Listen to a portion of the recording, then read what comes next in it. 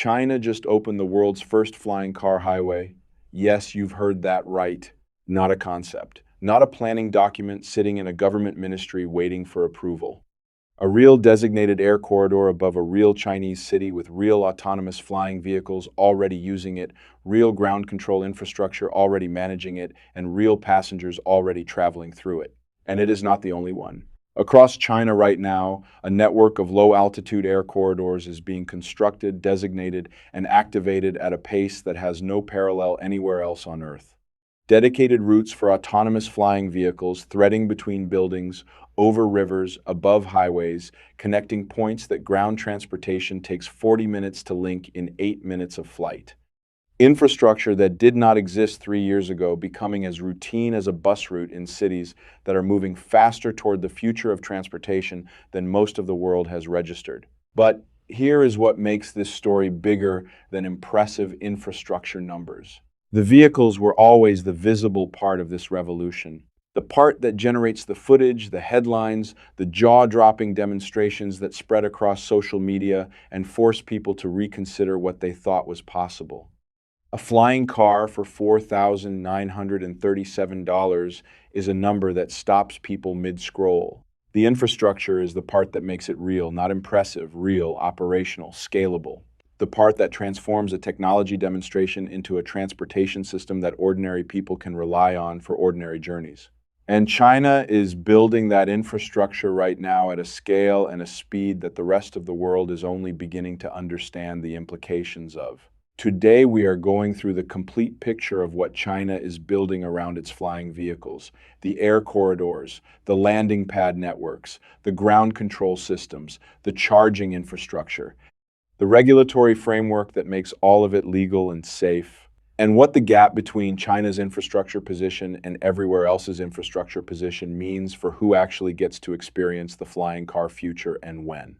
By the time we finish, you will understand why the vehicle is only half the story, and why the half most people are not paying attention to is the half that determines everything. Hit the like button right now before we go any further. This research takes serious time, and every like directly helps this reach people who want the complete picture rather than just the highlights. Subscribe and turn on notifications. This story is developing faster than any single video can keep up with. Let us go. To understand why infrastructure is the decisive factor in the flying car revolution, you need to understand what happened to the electric vehicle industry and why it almost failed before it succeeded. Electric vehicles as a technology were ready for mass adoption before the infrastructure to support mass adoption existed. The cars could travel hundreds of miles on a charge. The charging network could only reliably get you to the next major city if you planned your route carefully and accepted that some journeys were simply not possible without careful management of your remaining range. Early adopters accepted those limitations because they were early adopters. The mass market did not. The mass market bought electric vehicles when charging infrastructure became reliable enough that the planning burden of managing range was no longer meaningfully different from the planning burden of managing a petrol tank. The technology was ready years before the infrastructure caught up, and the technology could not reach mass adoption until the infrastructure did. Flying vehicles are at an earlier version of the same moment. The technology exists, the certifications are happening, the vehicles are real and operational and carrying passengers.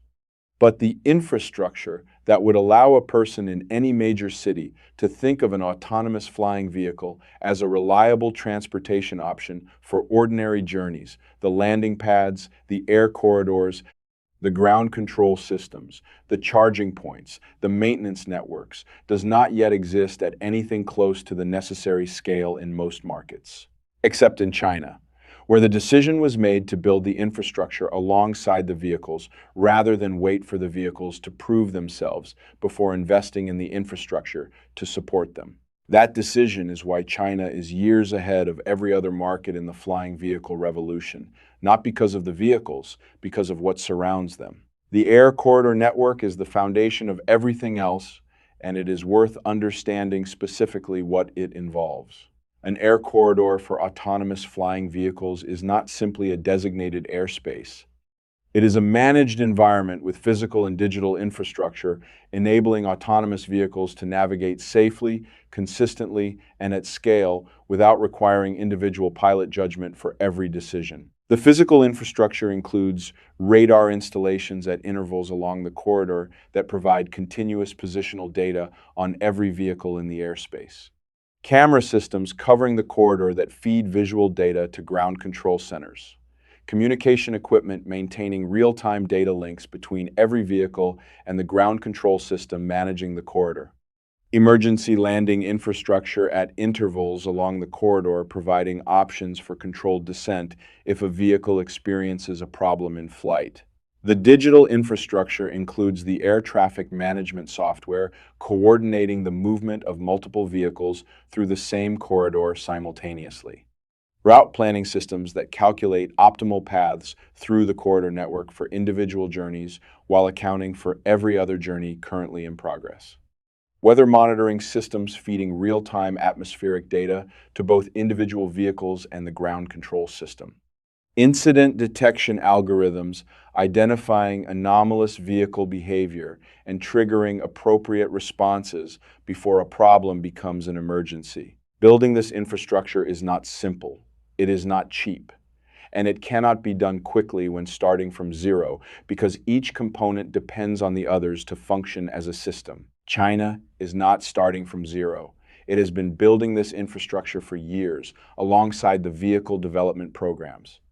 The ground control technology for managing autonomous vehicle fleets was developed and refined through the drone delivery network that Meituan and JD.com built across Chinese cities. Thousands of autonomous drones flying urban delivery routes every day generated the operational data, the software development, and the regulatory framework that autonomous passenger aircraft now benefit from. The delivery drones were the practice run, and the practice run has been running at scale for long enough that the lessons from it are fully absorbed into the infrastructure being built for passenger autonomous flight. The landing pad network is where the infrastructure story becomes most immediately concrete for ordinary people trying to imagine what using this system would actually feel like. A landing pad for an autonomous flying vehicle is considerably simpler than an airport. It requires a flat surface sufficient for vertical takeoff and landing, power connection for charging, weather protection sufficient for the vehicle to operate safely in the range of conditions it will encounter, and communication infrastructure connecting the pad to the ground control network managing the corridor. That is the minimum. In practice, landing pads in the Chinese network being built now include more than the minimum. Automated docking systems that align the vehicle precisely with charging connections without requiring human intervention, covered waiting areas for passengers, security systems integrated with the facial recognition infrastructure already operating across Chinese cities, maintenance access points allowing rapid inspection and servicing of vehicles between flights. The cost of a landing pad at this specification is a fraction of the cost of an airport gate. The space required is a fraction of the space an airport requires. The time required to build one is a fraction of the time required to build airport infrastructure. This matters because it means the landing pad network can scale faster and at lower cost than any airport network ever could. A city that needs more capacity in its flying vehicle network adds landing pads. It does not need to build a new terminal, extend a runway, or negotiate the environmental and community approvals that major airport infrastructure requires. It needs a rooftop, a power connection, and a software update to the ground control system, adding the new location to the managed network. China is building this network now, in major cities, on corporate campuses, on hospital rooftops, at transit hubs, on the roofs of shopping centers and entertainment venues. The locations being selected reflect a systematic analysis of where passenger demand will be highest and where landing pad installation is physically feasible within the existing urban fabric. By the time the vehicle production reaches the scale that 100,000 autonomous flying vehicles represents, the landing pad network will have had years of operational experience to learn from and expand upon. The infrastructure will be ready for the vehicles because it was built to be ready for them rather than built in response to them. The ground control system is the component of the infrastructure that receives the least public attention and carries the most operational significance. Every autonomous flying vehicle operating in the Chinese network is monitored continuously by a ground control center.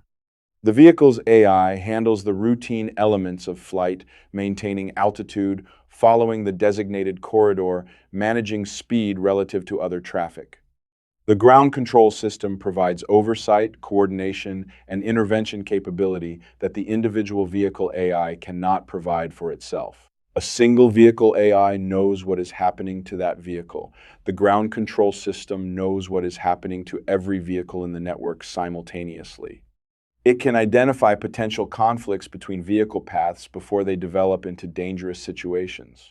It can reroute vehicles in response to changing conditions, weather developments, or incidents elsewhere in the network. It can take control of a vehicle directly if the vehicle AI identifies a situation it cannot resolve autonomously. Think of it as the air traffic control system of the flying vehicle network. The difference is that a conventional air traffic control system is managing aircraft with human pilots who can exercise independent judgment and communicate verbally with controllers. The ground control system for autonomous flying vehicles is managing vehicles that have no human judgment on board and communicate digitally rather than verbally. This actually makes the job easier in some dimensions. A vehicle AI that communicates its status, position, and intentions digitally to the ground control system provides more complete and more accurate information than a human pilot communicating the same information verbally. The ground control system can process that information from hundreds of vehicles simultaneously without the cognitive limitations that constrain a human air traffic controller managing a much smaller number of conventional aircraft. The software running these systems was not developed for flying vehicles. It was developed through years of managing autonomous drone delivery networks at scale. Meituan completed over 300,000 autonomous drone deliveries before a single passenger autonomous aircraft entered commercial service. Every one of those deliveries generated data that improved the ground control software. Every incident, every weather event, every routing challenge, every technical anomaly contributed to a system that is now managing passenger aircraft with operational maturity that the years of delivery drone operation produced. The infrastructure did not start from zero when passenger autonomous flight began. It started from a position of genuine operational experience at relevant scale. Now, the regulatory framework. Because infrastructure without regulation is not infrastructure, it is construction. The regulation is what makes the construction usable. China's approach to regulating autonomous flying vehicles has been fundamentally different from the approach taken in Western markets. And the difference in approach explains most of the difference in where the two sides stand today. Western regulatory frameworks, particularly in the United States and Europe, are built around the principle of demonstrated safety before permission. A new aircraft category cannot operate commercially until the regulatory authority is satisfied that it is safe enough to carry passengers. The process of satisfying that requirement involves extensive testing, documentation, independent review, and the development of specific standards against which the aircraft is evaluated. This process is rigorous for good reasons. Commercial aviation has one of the strongest safety records of any transportation mode, precisely because the regulatory framework demands safety be demonstrated before operation rather than learned through operation. The caution is not bureaucratic obstruction, it is the accumulated wisdom of an industry that learned what happens when rigor is compromised. But the process is slow, deliberately slow. The timeline from first flight of a new aircraft category to commercial certification in the American regulatory system is measured in years under the most favorable circumstances. For a genuinely new category like autonomous passenger aircraft, the timeline has been longer because the standards against which the aircraft must be evaluated did not exist and had to be developed alongside the certification process. China's Civil Aviation Administration took a different approach. It developed the certification framework for autonomous passenger aircraft in parallel with the aircraft development programs rather than sequentially. By the time the EHang EH216S was ready for certification, the framework it needed to pass already existed because the regulator had been building that framework while the aircraft was being built. This parallel development approach compressed the timeline from aircraft readiness to commercial operation by years relative to what the sequential approach would have required. It is not that China was less rigorous. The EH216S certification involved genuine safety evaluation by government inspectors examining every component under demanding conditions.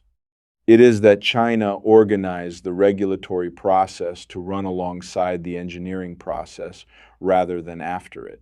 The result is that China has certified autonomous passenger aircraft for commercial operation, while Western regulatory processes are still working toward the frameworks that would allow equivalent certification in Western markets. Here is where the infrastructure story connects to something with genuinely long-term implications. Infrastructure creates lock-in. When a logistics company builds its operations around the autonomous flying vehicle network in a Chinese city, integrating the network into its delivery schedules, its customer commitments, and its cost structure, it does not switch to a different transportation platform when one becomes available. The switching cost is too high. The operational disruption is too significant. The infrastructure investment it has made in landing pads, in integration with the ground control system, in training its operations team around the capabilities and limitations of autonomous flight, all of that investment becomes worthless if it switches. The same logic applies at the city level. A city that integrates autonomous flying vehicles into its transportation planning, designating air corridors, building landing pad networks, incorporating flying vehicle capacity into its infrastructure investment decisions, has created a dependency on the flying vehicle ecosystem that makes it resistant to disruption from competing platforms and competing providers. China is not just building flying vehicles, it is creating the infrastructure dependency that makes the flying vehicle ecosystem self-perpetuating once it reaches sufficient scale. Every landing pad built makes the network more useful. Every corridor designated makes the coverage more complete. Every passenger who uses the system regularly and builds their transportation behavior around it is a customer whose switching cost to any alternative is high. Western markets that build their own flying vehicle infrastructure will build their own ecosystem with their own lock-in dynamics. But Western markets that delay infrastructure investment while waiting for regulatory clarity or private sector initiative to create the conditions for investment are not just falling behind in a race. They are allowing the terms of the race to be set by the infrastructure that already exists, the honest complication that needs to be addressed. China's flying vehicle infrastructure is real and it is operating. But the scale of what is operating today is not the scale of what would be required to make autonomous flying vehicles a mainstream transportation option for ordinary daily journeys in a major city. The air corridors currently operational cover specific routes and specific use cases: tourism flights, short-range transit between defined points, cargo delivery between logistics hubs. These are meaningful applications, and they are generating the operational data that improves the system. But they are not the dense network of routes covering the full range of urban travel that would make an autonomous flying vehicle as usable as the subway system for an ordinary commuter trying to get from one part of a city to another. Building that density of network requires more landing pads than currently exist, more ground control capacity than currently operates, more air corridor designations than have currently been processed, more vehicles than are currently in service, and more operational experience than has currently been accumulated. The infrastructure trajectory points toward that density of network, the production volumes being targeted, the landing pad construction underway, the ground control software development continuing. All of it is aimed at the scale that makes autonomous flying vehicles a mainstream option rather than a specialized one. But the trajectory has not yet reached the destination. In the cities where the infrastructure is most developed, Guangzhou, Hefei, Shenzhen, the experience of using an autonomous flying vehicle is already close to what mainstream transportation feels like. You book, you arrive at a landing pad that is conveniently located, you fly, you arrive at a landing pad close to your destination. The friction is low, the reliability is high. The experience validates the concept. In cities where the infrastructure is less developed, the experience is more limited. Fewer routes, fewer landing pads, less convenient coverage, longer gaps between available departure times. The concept is demonstrated rather than delivered. The gap between demonstrated and delivered is the gap that the infrastructure investment is closing. And it is closing at the pace that the production volumes and the regulatory development allow, which in China is faster than anywhere else. So here is the complete picture. China is building the infrastructure that makes autonomous flying vehicles a real transportation system rather than an impressive demonstration. The air corridors, the landing pad networks, the ground control systems, the regulatory frameworks, the charging infrastructure, all of it being built now alongside the vehicles rather than after them. The infrastructure creates the lock-in that makes the flying vehicle ecosystem self-perpetuating once it reaches sufficient scale. The delivery drone networks provided the operational experience that made passenger autonomous flight infrastructure development faster. The regulatory framework was built in parallel with the vehicles rather than sequentially after them. The honest complication is that the infrastructure is not yet at the scale that makes autonomous flying vehicles a mainstream transportation option across the full range of urban travel. The trajectory points toward that scale.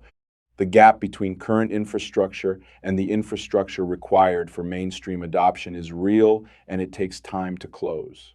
The countries watching China build this infrastructure most carefully are not doing so because they find it impressive. They are doing so because they understand that infrastructure creates conditions that are difficult to reverse.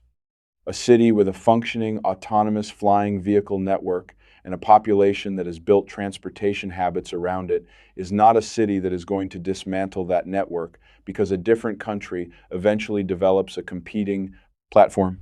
The flying car highway that opened in China this year is not the end of the infrastructure story. It is the beginning of the lock-in story. And lock-in stories, once they start, are very difficult to interrupt. If this gave you a picture of the infrastructure dimension of the flying car revolution that most coverage completely misses, hit the like button. It genuinely helps this reach the people who want the complete story. Subscribe and turn on notifications because the next major infrastructure milestone in this story is already under construction.